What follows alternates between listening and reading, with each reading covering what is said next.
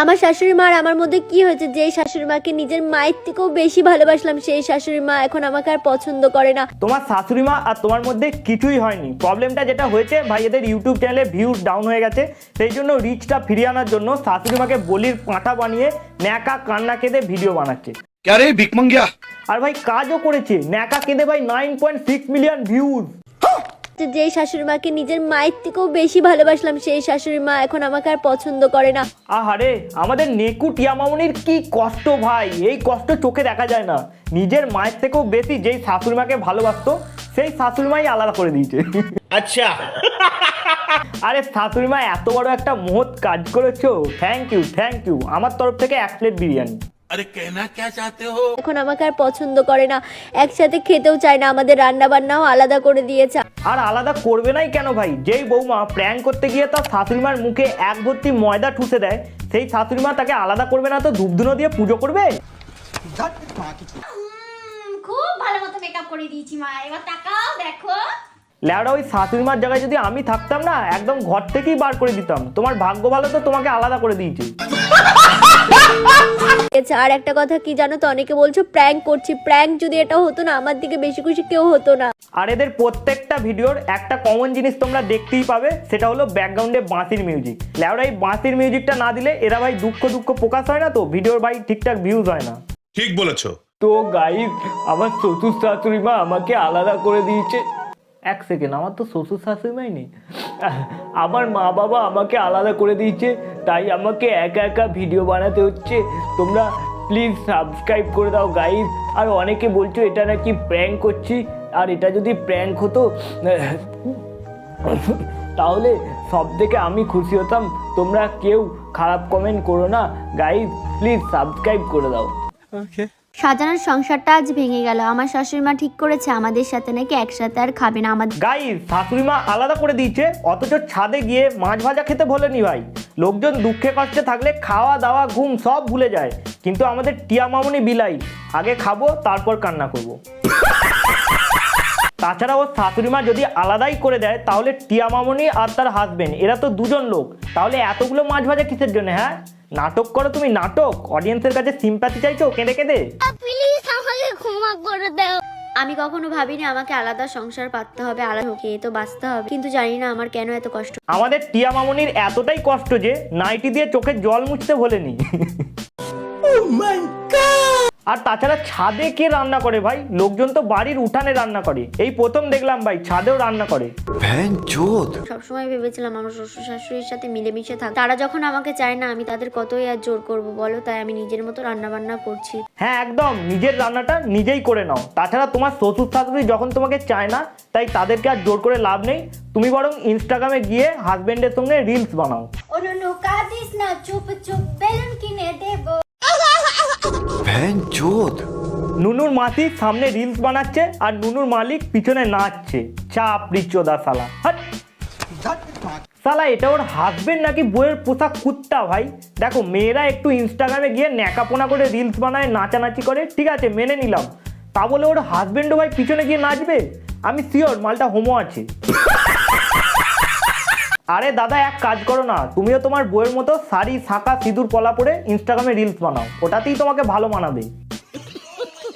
আমার শাশুড়ি মা আমাকে সংসার থেকে আলাদা করে দিয়েছিল, তাই আজকে আমার মা মাসি সবাই এসে আমার শাশুড়ি মাকে বোঝালো যে আপনার যদি মেয়ে থাকতো তাহলে কি মেয়েকে এভাবে দূরে ঠেলে দিতে পারতেন, তাই আমার শাশুড়ি মার আজকে একটু মনটা হালকা হলেও গলেছে। আরে বাহ, শাশুড়ি বৌমা এত তাড়াতাড়ি জোড়াও লেগে গেল ভাই, ঠিক জমলো না দিদি। ভেবেছিলাম শাশুড়ি মাকে নিয়ে আরো 2-3টে দুঃখের ভিডিও বানাবে ব্যাকগ্রাউন্ডে বাঁশির মিউজিক চালিয়ে, কিন্তু না, দেখতে ভাই চাপ হয়ে যাচ্ছে, সেই জন্য শাশুড়ি মাকে নিয়ে আবার জোড়া লেগে গেছে।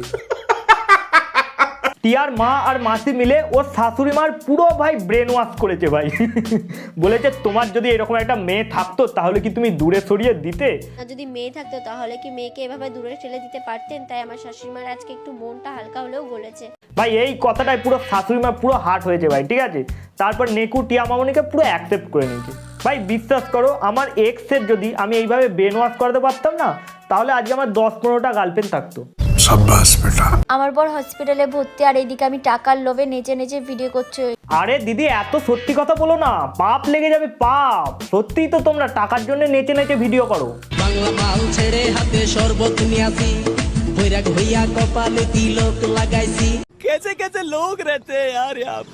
এ মা কাঁচা চিংড়ি মাছ খাচ্ছ কেন তুমি? কি মা? টেস্টি লাগে। ভাই এটা মানুষ নাকি জন্তু? তোমার আমার মতো সাধারণ লোক চিংড়ি মাছকে রান্না করেই খায়, আর আমাদের নেকুর টিয়া মাউনি ভাই চিংড়ি মাছ কাঁচাই খেয়ে নেয়। আমি খেতে পারি, তোমার কি? আমি খাও দিন, খাও দিলে, খাও দিন, খাও দিন। না, এই যে রেখে দাও। যা ইমা ফেলে দিলে কেন? কলিজায় যদি দম থাকে চিংড়ি মাছটা কাঁচা খেয়ে দেখাও, জানবো বুকের পাটা আছে তোমার। अरे ये तो धोती खोल रहा है। তো গাইস, তোমার আমার বাড়িতে যদি বিয়ের দেখাশোনা চলে তো সচরাচর আমরা কি করি? ঘটক ডাকি। আর যদি প্রেম ভালোবাসা থাকে সেটা তো আলাদা ব্যাপার, কিন্তু আমাদের টিয়া মামনি ইউটিউবের পাশাপাশি প্রফেশনাল ঘটকগিরিও করে ভাই। আমার বোনের বিয়ে দেবো, এটা আমার কাকার মেয়ে, কিন্তু সেরকম ছেলে পাচ্ছি না। তোমাদের যদি কোনো পাত্রপাত্রী লাগে আমাদের নেকু টিয়া মামনির সাথে যোগাযোগ করতে পারো। এটা হলো আমার কাকার ঘর, আর ওরা খুবই গরিব। যদি সেরকম কোনো ছেলে থাকো তাহলে কমেন্টে বলো। আরে ছেলে পাচ্ছ না? কি যে বলো না, এত সুন্দর একটা হ্যান্ডসাম ছেলে রোস্ট করছে। দেখো তাহলে আমার সাথে বিয়ে যদি দাও তাহলে কন্ট্যাক্ট করতে পারো। কিন্তু সেরকম ছেলে পাচ্ছি না, কারণ এখনকার ছেলেদের ডিমান্ড যে হাজার হাজার টাকা নেবে, ভালো গাড়ি নেবে। ছেলেদের ডিমান্ড নিয়ে পরে আসছি, আগে মেয়েদের ডিমান্ডটা দেখা যাক। एक लड़का को कितना कमाना चाहिए जो एक लड़की को खुश रख पाए, तो इसके बारे में आप बताइए। 1 লাখ পার মান্থ, মানে এমন ভাবে বলছে যেন 1 লাখ টাকাটা এদের হাতের মোয়া। ভাই বর্তমানে যা পরিস্থিতি, 1 লাখ টাকা ইনকাম করতে গেলে তোমার পোঁত ছিঁড়ে যাবে, তবু 1 লাখ টাকা ইনকাম করতে পারবে না। আর এখন চাকরি বাকরির যা হাল ভাই, সকালবেলা নাকে মুখে কোনোভাবে গুঁজে অফিস যাও, অফিসে গিয়ে সারা দিন তুমি বসের ঝাড় খাও, ওভার টাইম করো, কোনো তোমার প্রমোশন মিলবে না, কিচ্ছু মিলবে না। আর মাসের শেষে তুমি কত স্যালারি পাবে? হার্ডলি 10 থেকে 12। আর এইসব মেয়েদের ডিমান্ড দেখো ভাই, 1 লাখ টাকা ইনকাম চাই মাসে। आप बताइए। 1-2 lakhs per month। मतलब मिनिमम अगर आपसे कोई शादी करना चाहता है तो मिनिमम कितना कमाना चाहिए उसको? 1-2 lakhs। 2 लाख रुपए महीना। ओके। 1-2 লাখ পার মান্থ, হ্যাঁ এর ডিমান্ডটা একটু বেশি, কারণ এর তো ভাই গলি দেখা যাচ্ছে। 1-2 লাখ টাকার জামা দিয়ে ওইটা তো ঢাকতে হবে, ঠিকই আছে। आप According to my expenses, 5 lakhs per month। বলছি দিদি, অ্যান্সার দেওয়ার সময় মুখটা এইরকম কে করে ভাই? এর মুখটাই কেমন ব্যাকা পড়া, একে আবার কোন ছেলে পছন্দ করবে? According to my expenses, 5 lakhs per month। 5 lakh টাকায় কটা শূন্য আছে বলতে পারবে? বাপের কালে কোনোদিন 5 লাখ টাকা দেখেছো? আর রইলো বাকি, কোনো ছেলে যদি 5 লাখ টাকা ইনকামও করে ফেলে, তোমাদের মতো এরকম ডাইনি শাকচুন্নিগুলোকে বিয়ে করবে কেন? ভাই 5 লাখ টাকায় কত সুন্দরী সুন্দরী ওয়াইফ মেটেরিয়াল মেয়ে পেয়ে যাবে ভাই, রাশিয়ান শুয়ে থাকবে 5 লাখ টাকায়। হ্যাঁ, এবার এদেরকে যদি তুমি বাড়িতে কাজের মাসি হিসেবে রাখো সেটা আলাদা ব্যাপার।